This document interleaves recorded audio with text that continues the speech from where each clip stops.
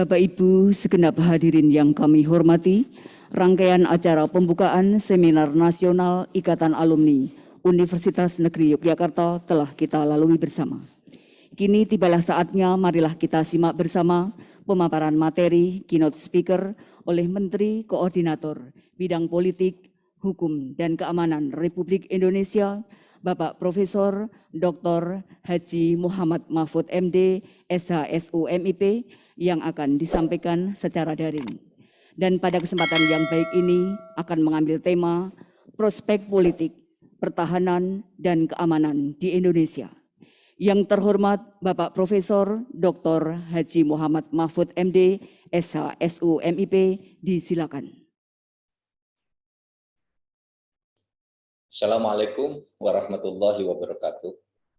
Yang terhormat Bapak Menteri Desa dan Daerah Tertinggal dan Transmigrasi, Bapak Dr. Abdul Halim Iskandar.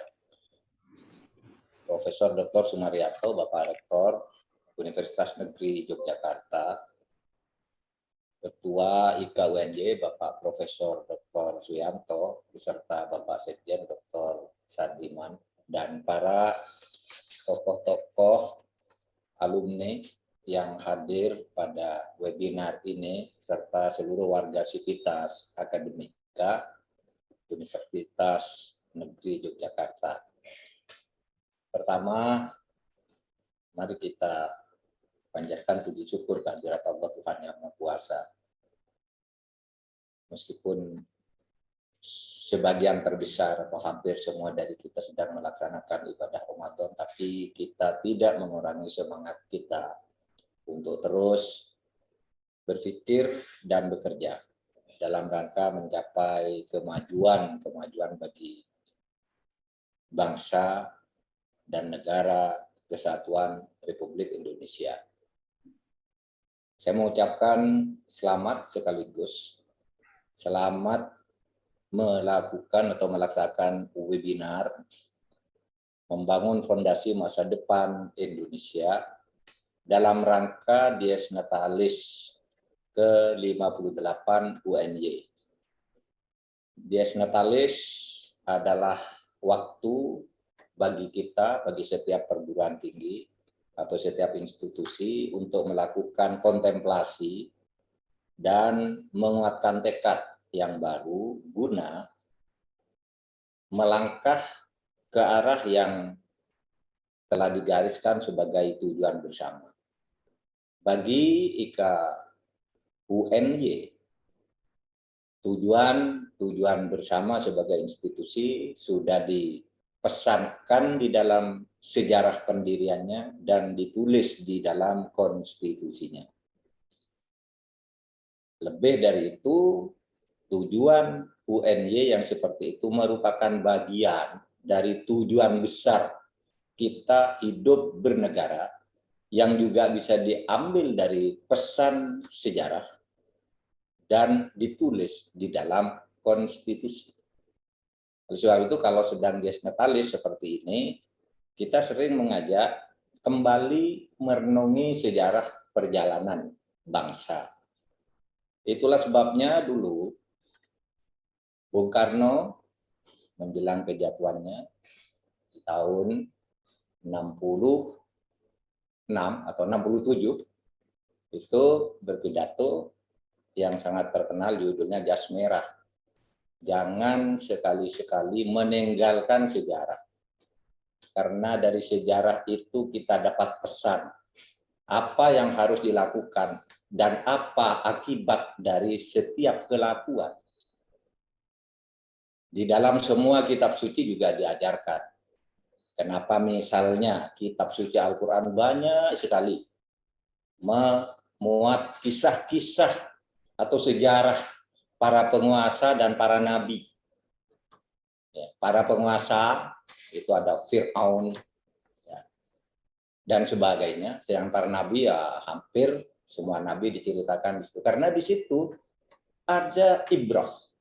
Ibrah itu artinya pelajaran dari sejarah, yaitu setiap perbuatan itu ada akibatnya. Setiap orang dolim itu hanya menunggu kehancurannya. Setiap orang yang berusaha dengan sungguh-sungguh akan mencapai keberhasilannya. Setiap orang yang berbuat baik itu akan dikenang kebaikannya. Sehingga kalau misalnya di dalam kitab suci Al-Quran itu disebut wala taqulu lima yuqtalu fi sabilillah amwat bal ahya. Kata Allah, jangan dikira orang yang meninggal dalam keadaan berjuang atau hidup dengan ketakwaan kepada Allah itu mereka itu mati. Enggak mati. Bal ahya. Mereka tetap hidup. Ya coba kita lihatlah sejarah orang-orang besar, baik orang Islam maupun tidak. Yang baik-baik itu kan selalu dikenang. Ahya, mereka selalu bersama kita. Oleh sebab itu, di dalam rangka Dies Natalis ini, saya mengajak kita semua, mari berkontemplasi. Mengapa kita ada? Mengapa UNY ini ada?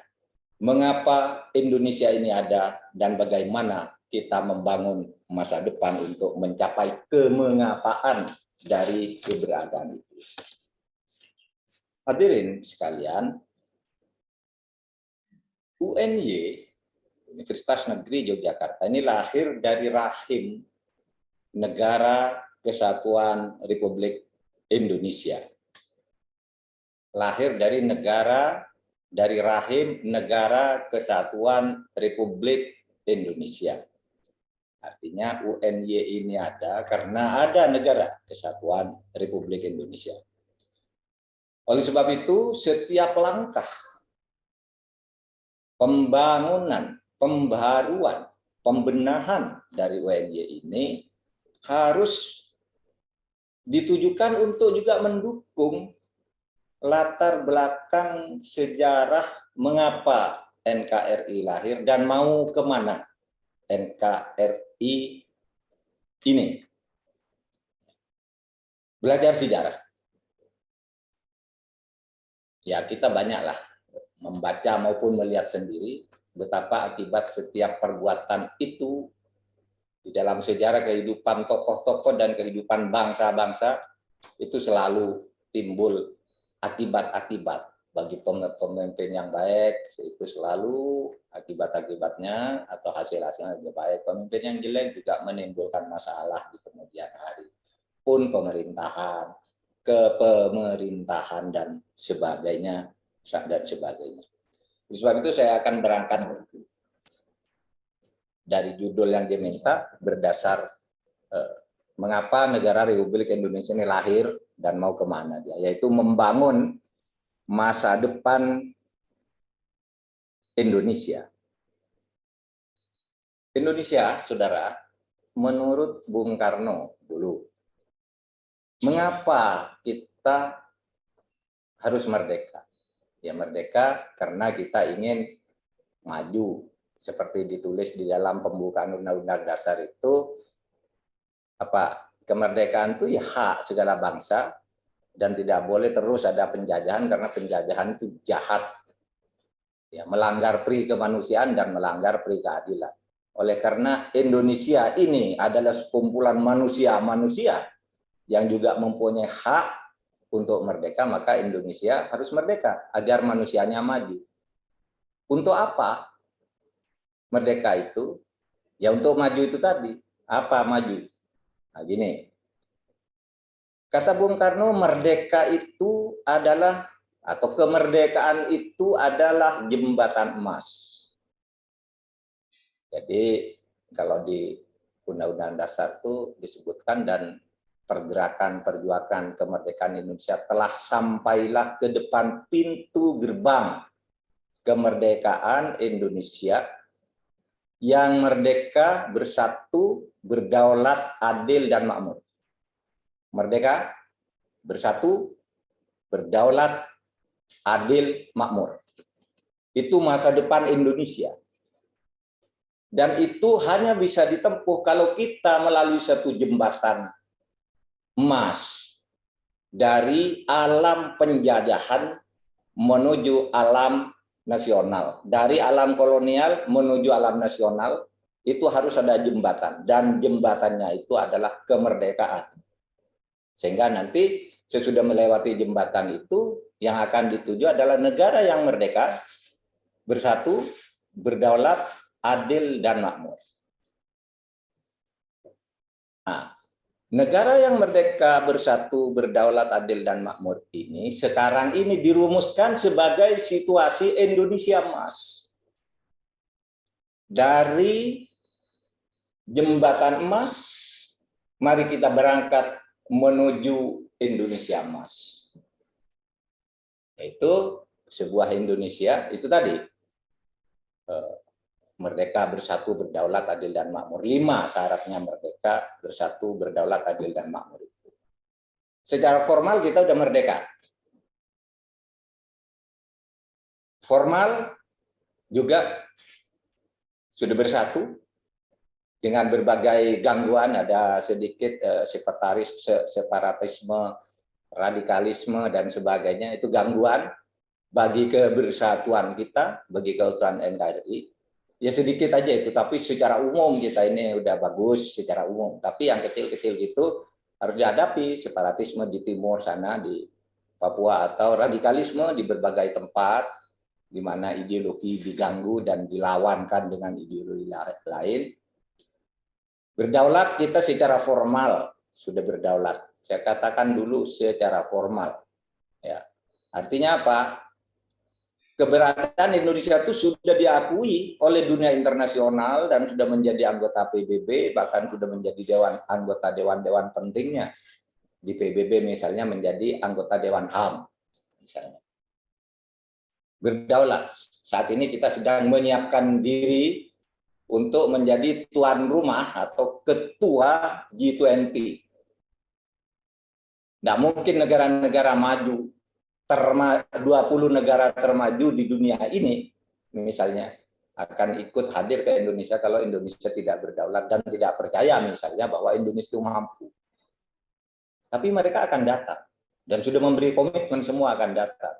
Bahkan yang dikhawatirkan datang, misalnya Amerika mengatakan pokoknya kalau Uni Soviet nggak boleh datang. Tapi Uni Soviet menyatakan lebih dulu, saya adalah anggota, saya akan datang. Nanti kita lihat perkembangannya. Tetapi Indonesia ini berarti berdaulat dan merdeka. Melalui jembatan emas yang dibangun oleh generasi Bung Karno dan kawan-kawan itu. Nah, tinggal sekarang adil dan makmur. Ini masih menjadi problem, saudara. Masalah keadilan menjadi persoalan, sedang bahkan sekarang menjadi persoalan di tengah-tengah kita. Apalagi kemakmuran. Kalau dulu pidato-pidato yang sering dikatakan oleh pejabat, terutama pertama kali kalau saya dengar pidato seperti itu dulu dikemukakan saat pelantikan Wakil Presiden Umar Wirahadi Kusuma. Saya masih mahasiswa ketika itu dan senang mendengar ungkapannya. Indonesia itu harus dibangun sebagai negara yang adil dalam kemakmuran dan makmur dalam keadilan. Nah ini sekarang yang kita sedang hadapi, sedang tangani. Makmur dalam keadilan, adil dalam kemakmuran. Nah saudara, saya tadi katakan, Indonesia itu sedang menuju Indonesia emas. Dari jembatan emas menuju Indonesia emas. Saudara, Indonesia emas ini menjadi program resmi pemerintah. Pada tahun 2010, Presiden Susilo Bambang Yudhoyono itu mengeluarkan Perpres nomor 22 tahun 2010 tentang rancangan menuju Indonesia emas ini. Pokoknya Indonesia emas itu kapan sih? Indonesia emas itu dicanangkan 100 tahun sesudah Indonesia merdeka. Artinya apa? Tahun 2045. Tahun 2045 kita akan menuju Indonesia emas. Akan menjadi Indonesia emas. 100 tahun. Indonesia merdeka harus menjadi Indonesia emas. Jangan terus seperti sekarang. Harus menjadi Indonesia yang merdeka, bersatu, berdaulat, adil, dan makmur itu. Di alinea kedua pembukaan Undang-Undang Dasar itulah potret Indonesia, fondasi Indonesia Emas yang kita seminarkan ini hari ini, fondasinya di situ. Nah, potretnya mari kita lihat. Saudara, Indonesia Emas itu adalah Indonesia yang berdasar atau terbangun di atas 5 fondasi tadi, yang salah satu ciri utamanya adalah Indonesia pada tahun 2045 itu akan menjadi negara terbesar kelima dari negara-negara besar di dunia. Atau menjadi negara dengan kekuatan ekonomi terbesar kelima. Minimal 5 pada tahun 2045. Jadi di dalam studi-studi yang dilakukan itu disebutkan apa sih yang akan besar besok. Satu, RRC itu sudah pasti akan menjadi nomor 1. Lalu India, Amerika, lalu Indonesia atau Jepang yang keempat. Nah, kalau Indonesia kalah dengan Jepang di tahun 45 akan menjadi negara kekuatan kelima. Tapi kalau enggak, bisa keempat. Itu studi-studi yang objektif melalui analisis ilmiah. Misalnya dulu ketika saya masih menjadi ketua MK, membaca hasil studi yang dibuat oleh pemerintahan Pak SBY itu dilakukan oleh McKinsey misalnya, PricewaterhouseCoopers misalnya, itu sudah menyebut, tidak ragu, Indonesia itu pada saat itu di tahun 2010-2012 itu Indonesia menjadi kekuatan ekonomi ke-14, antara 14-15 gitu. Dan pada tahun 2030, 7 tahun lagi atau 8 tahun lagi, itu akan menjadi kekuatan ekonomi ke-6 atau ke-7, dan baru nanti akan menjadi kekuatan ekonomi ke-4 itu pada tahun 2045. Itu objektif, cara ngitungnya itu sangat rasional. Indonesia kekayaan alamnya seperti ini, sekarang universitasnya seperti ini. Pada tahun 2030 kita akan punya sekian universitas. Kemudian sumber daya alam sudah dikelola dari hulu ke hilir sendiri. Kita punya alam emas, laut, hutan, panas bumi dan sebagainya dan sebagainya. Itu akan membuat Indonesia sangat maju kalau dikelola dengan benar, sehingga berjalan santai-santai saja sebenarnya tahun 2030 kita sudah akan menjadi kekuatan ekonomi ke-7 di dunia ini. Ini studi yang objektif melihat sumber daya Indonesia. Nah, lalu apa kalau tahun 2045 Indonesia emas itu, ya, saudara sekalian, itu akan ditandai dengan hal-hal sebagai berikut. Ya. Pendapatan per kapita pada saat itu sudah mencapai 23.900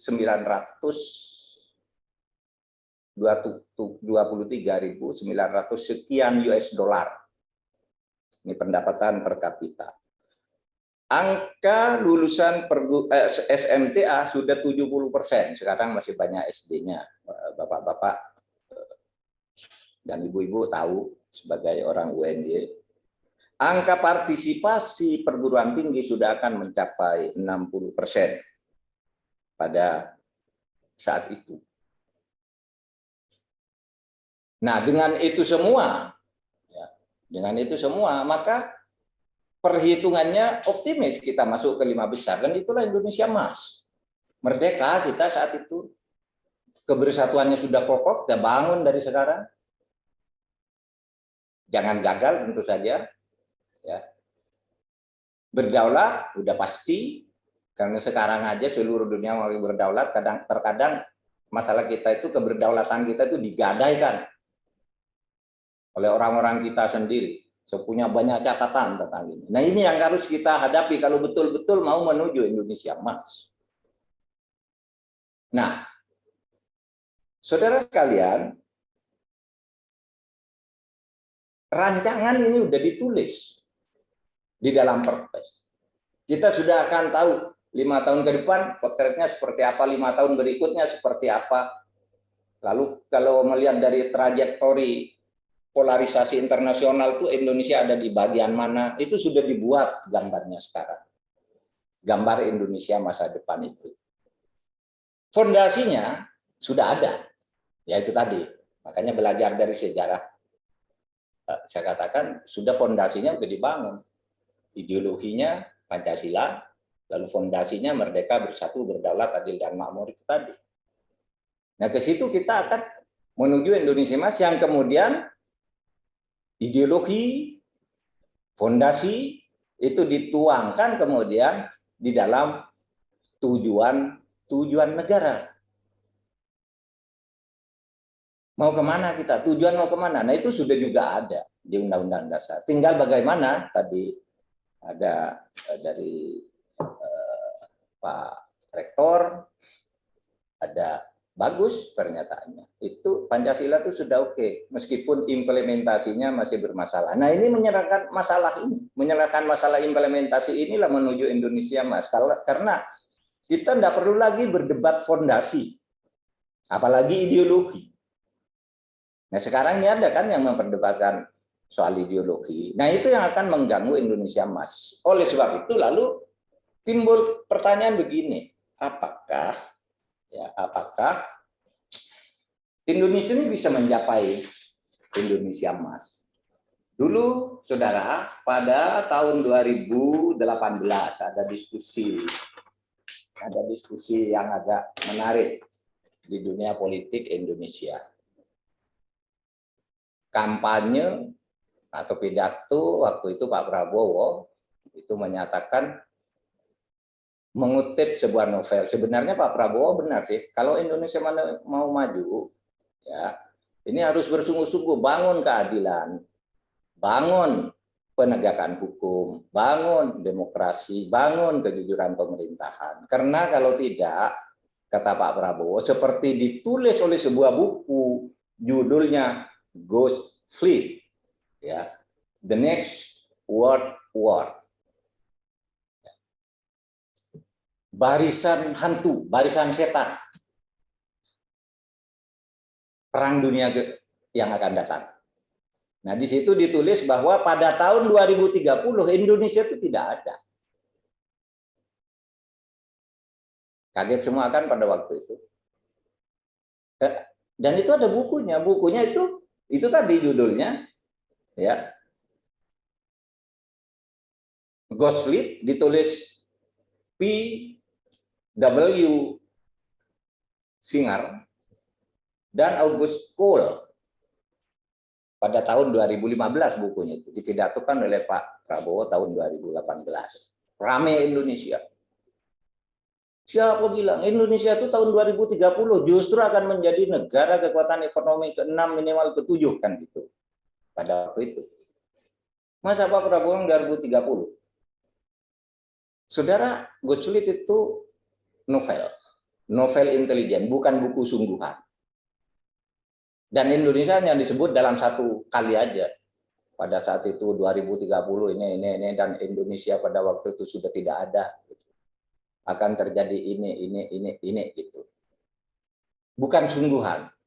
Lalu orang ribut, tapi karena ini politik lalu orang enggak dengar lagi bahwa Pak Prabowo itu berbicara benar dari sudut bahwa itu sebuah novel yang berisi ramalan intelijen masa depan Indonesia, ya, dan itu bisa terjadi kalau kita main-main mengurus negara ini.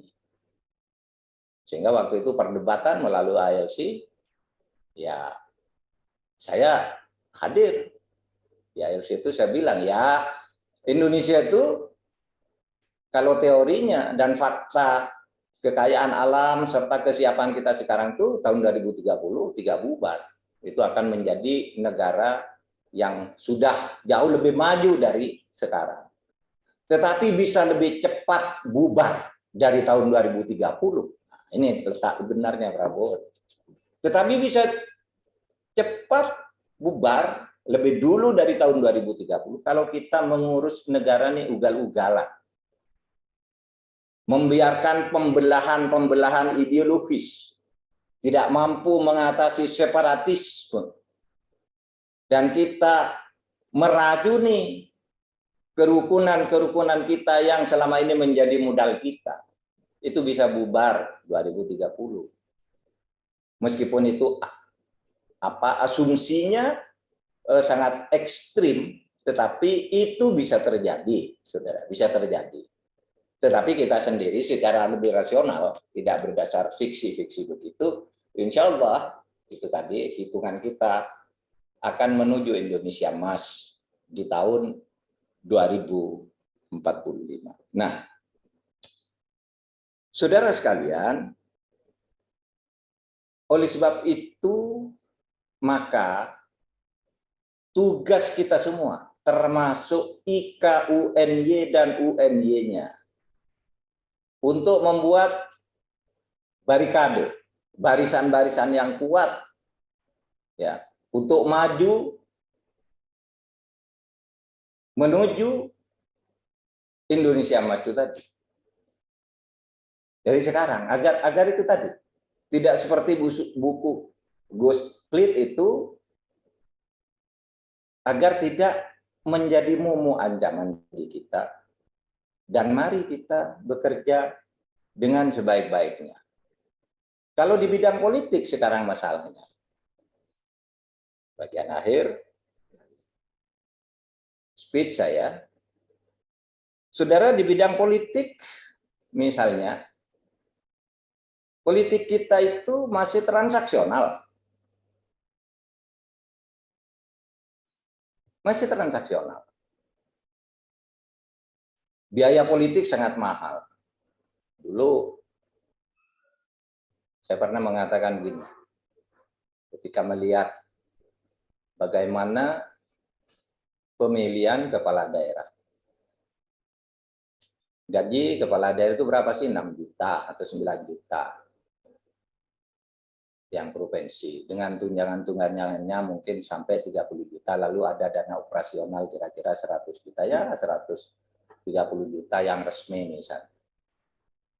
Tapi biaya untuk menjadi gubernur itu lebih dari 50 miliar. Biaya untuk menjadi bupati, wali kota, lebih dari 15 miliar.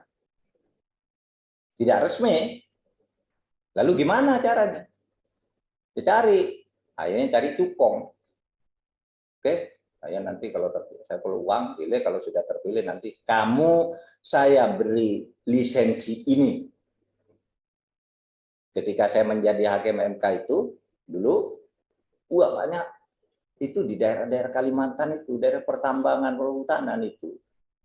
Batas yang ditentukan oleh negara, misalnya setiap kepala daerah boleh memberi lisensi untuk sekian ratus ribu hektar.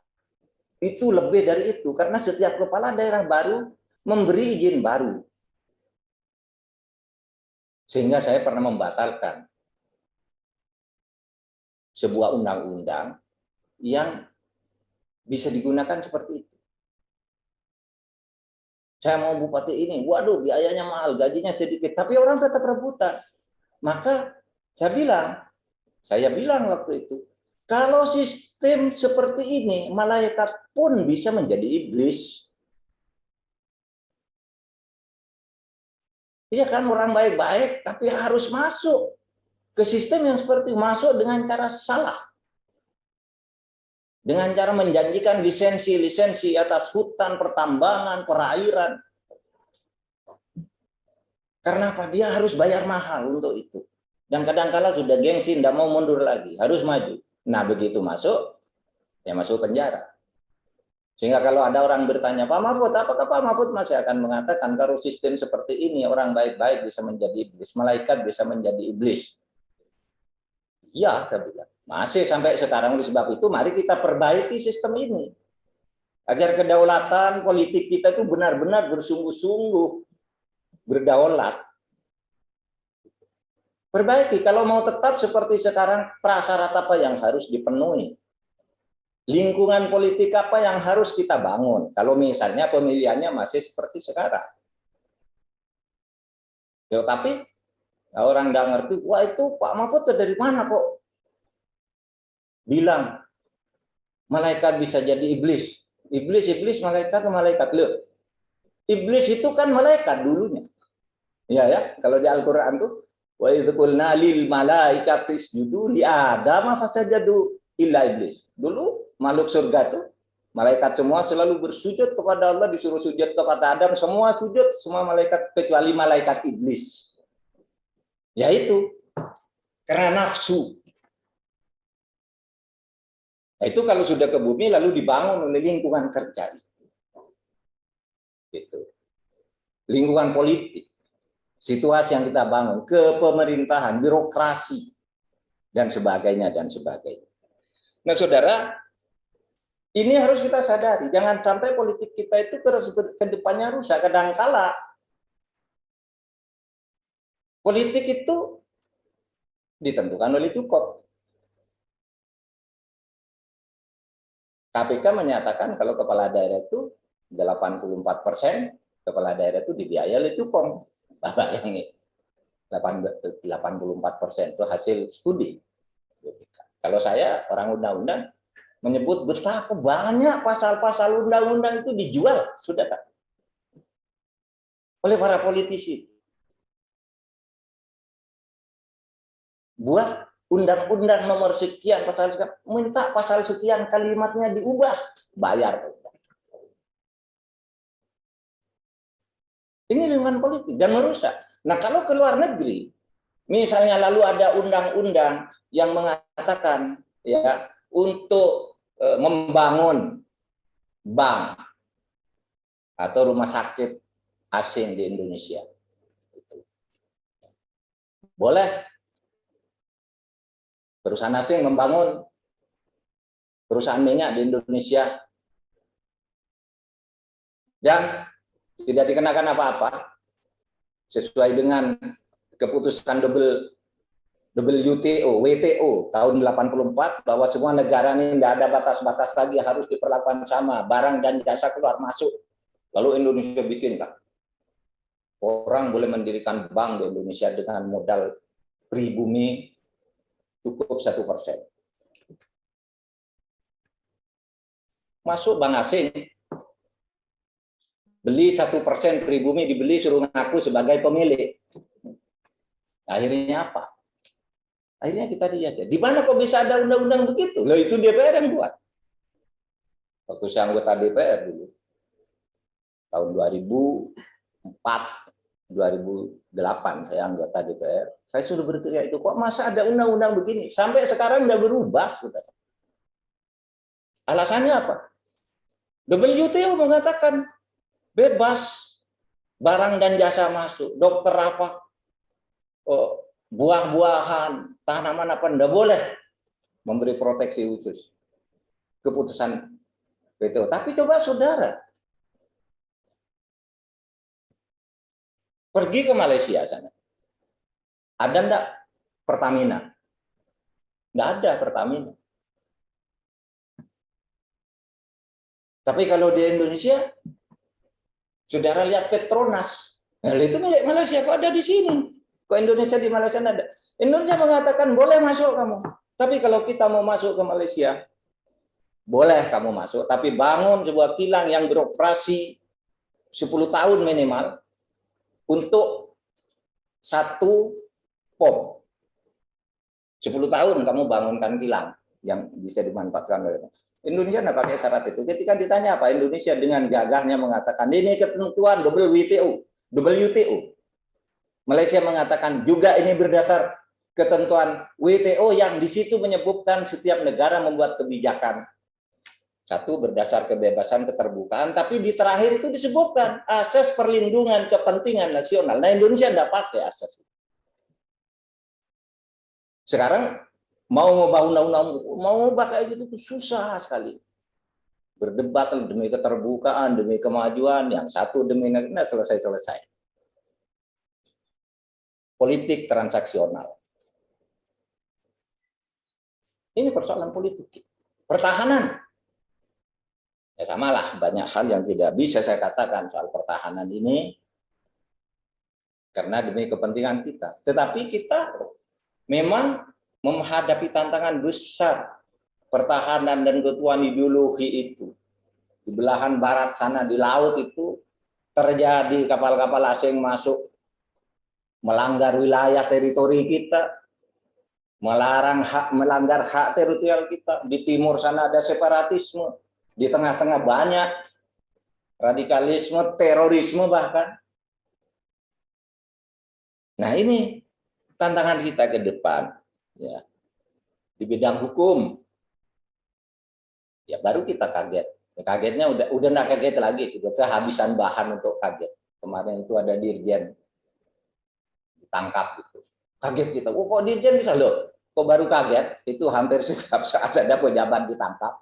Kalau enggak di pusat, di daerah. Kalau enggak menteri, ya DPR, ya DPRD, gubernur, dirjen, sekjen, dan sebagainya. Ini tantangan kita, saudara. Perlu kesadaran kolektif kita menuju Indonesia emas itu. Dan itu, nadi terpenting dari itu adalah lembaga pendidikan. UNY, UGM, UNS, UMS, UII, Trisakti, ITB, itu semua. Bagaimana mendidik ini semua kader-kader bangsa yang nanti pada tahun 2045 saat Indonesia emas itu angka partisipasinya sudah 60% atau 62% dari angka yang jauh lebih kecil ya dari yang ada sekarang. Keamanan juga dan seterusnya.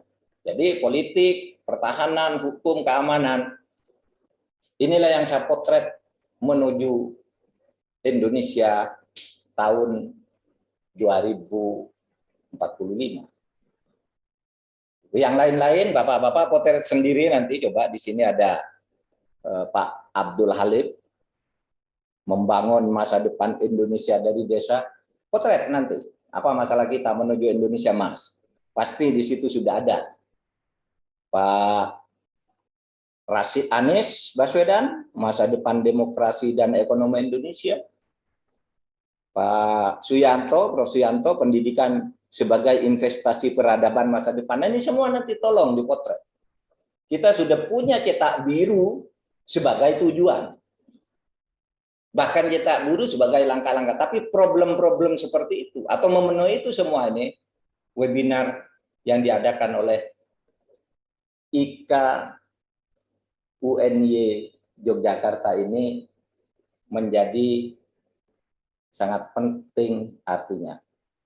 Bapak Rektor, Bapak Profesor Sumaryanto, dan para hadirin sekalian, menurut jadwal saya bicara 1 jam dan saya sudah menyiapkan bahan bicara 1 jam, tetapi mendadak saya kemarin dihubungi oleh PP Muhammadiyah untuk juga membuka seminar lain di Samarinda, seminar Pramuktamar Muhammadiyah gitu, sehingga saya mencukupkan uraian ini sampai di sini. Mudah-mudahan itu sudah cukup. Namanya juga keynote speech, pidato kunci. Kalau kunci itu hanya membuka aja, di dalamnya yang membedah itu nanti para narasumber ini. Saya hanya membuka pintu. Ini pintunya. Pintu kita itu Indonesia Emas 2045 dulu. Jangan menuju yang ratus-ratusan tahun, yang ke depannya aja lagi. Yang berapa? Kira-kira 20 tahun atau 17 tahun ke depan dulu lah menuju Indonesia Emas itu. Bagaimana? Mari kita bangun sekarang. Nah, sesudah itu kita nanti webinar lagi pada tahun 2045. Sudah ini mau apa kan gitu. Kan namanya tujuan itu enggak pernah selesai. Ya. Tujuan itu bisa selesai per waktu. Tujuan kita sampai tahun 2045 ini. Tapi nanti kalau cita-cita itu kan bisa tidak pernah tercapai juga. Kalau tujuan tinggal dipenggal-penggal, waktu sekian tujuan kita mencapai ini, tujuan berikutnya dipenggal ke sini, makanya pembangunan kita juga dipenggal-penggal tuh 5 tahun, 20 tahun sekian, tapi setiap 5 tahunnya mencapai ini dan seterusnya.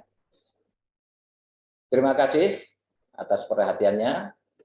Mudah-mudahan seminar ini berjalan lancar dan memperkuat UNY sebagai satu institusi yang selama ini telah banyak menyumbang kepada bangsa ini, baik dalam bentuk ide-ide maupun kader-kader yang ikut mengelola negara ini dengan sebaik-baiknya. Mudah-mudahan apa yang saya sampaikan tadi mengenai masa lalu politik kita dan sebagainya, sekarang sudah mulai dibenahi secara pelan, tidak mudah, tapi secara pelan, karena proses perubahan itu harus berdebat lama dan harus melalui prosedur yang juga tidak mudah ditembus. Tapi ini semua identifikasi persoalan kita.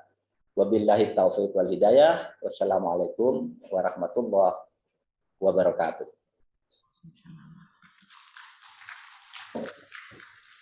Bapak Ibu hadirin yang kami hormati, demikian tadi telah kita ikuti bersama pemaparan keynote speech Bapak Menko Polhukam Republik Indonesia. Diucapkan terima kasih atas paparan materi pada Seminar Nasional Ikatan Alumni Universitas Negeri Yogyakarta pada hari ini. Selanjutnya Bapak Menko Polhukam berkenan meninggalkan ruang Zoom dan selamat menjalankan kegiatan berikutnya.